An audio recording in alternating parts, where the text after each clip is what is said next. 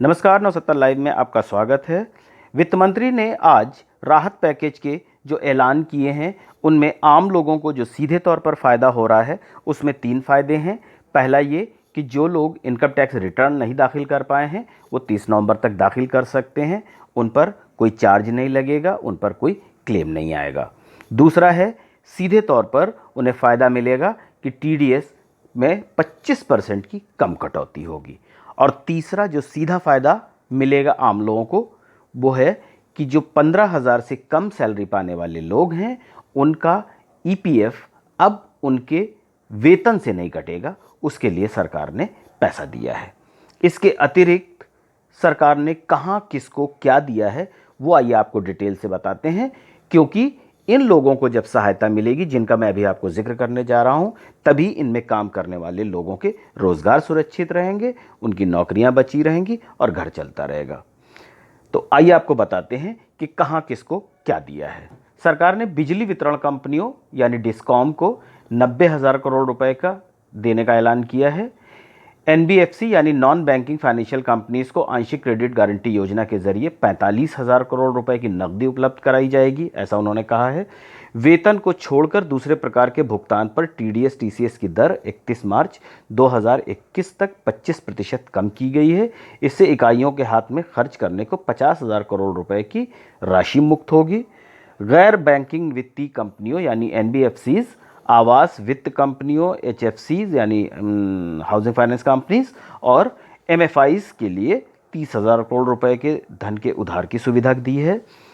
और कर्मचारी भविष्य निधि जो मैंने आपको पहले ही बताया, EPF, कर्मचारी और नियोक्ता के अंशदान के लिए सरकार ने 25,000 करोड़ रुपए देने का ऐलान किया है। ये प्रोत्साहन योजना अगस्त तक के लिए बढ़ाई गई है। MSME को दिए जाने पर कर्ज लौटाने के लिए 1 साल की मोहलत दी जाएगी। दबाव बनाने वाले MSME को 20,000 करोड़ रुपए का बिना गारंटी के कर्ज दिया जाएगा। इससे 2 लाख MSMI लाभान्वित होंगे। जाहिर है कि MSMI लाभान्वित होंगे यानी माइक्रो, मिनी और स्मॉल। जब उद्योग चलेंगे तो आपकी नौकरियां बचेंगी। लॉकडाउन के दौरान करदाताओं को 18,000 करोड़ रुपए का रिफंड किया गया था और 14 लाख करदाताओं को इसका लाभ मिला था। ये जो पहले किया जा चुका है ये भी इसी 20 लाख रुपए में जुड़ेगा। और MSME के लिए जो छह बड़े ऐलान किए हैं वित्त मंत्री ने, उसमें MSME को क्रेडिट फ्री लोन दिया जाएगा। MSME को 3 लाख करोड़ रुपए का लोन गारंटी फ्री मिलेगा। 45 लाख MSME को इससे फ़ायदा मिलेगा। MSME को 1 साल तक EMI चुकाने से राहत मिलेगी। जो लोन दिया जाएगा उसे 4 सालों में चुकाना होगा और ये 31 अक्टूबर 2020 तक वैलिड है।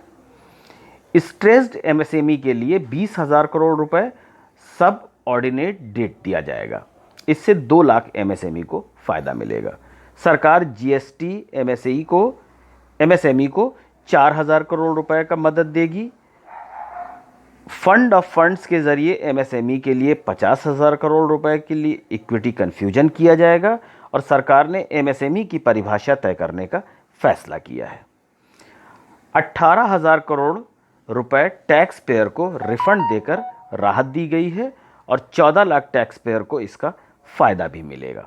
तो ये वो कुछ चीज़ें हैं जो मोटे मोटे तौर पर आज निर्मला सीतारमण वित्त मंत्री ने कही हैं, जिसका सीधे भी लाभ की बात मैंने आपको बताई और जो दूसरे रास्तों से यानी MSME जब फले फूलेंगे, बिजली कंपनीज, वितरण कंपनीज फले फूलेंगी तो जाहिर है कि हमारी नौकरियां बची रहेंगी और हमारे यहाँ जो फ्लोटिंग मनी है यानी जो हमारा पैसा है वो मार्केट में रहेगा, जिससे हम लोग एग्जिस्ट करेंगे।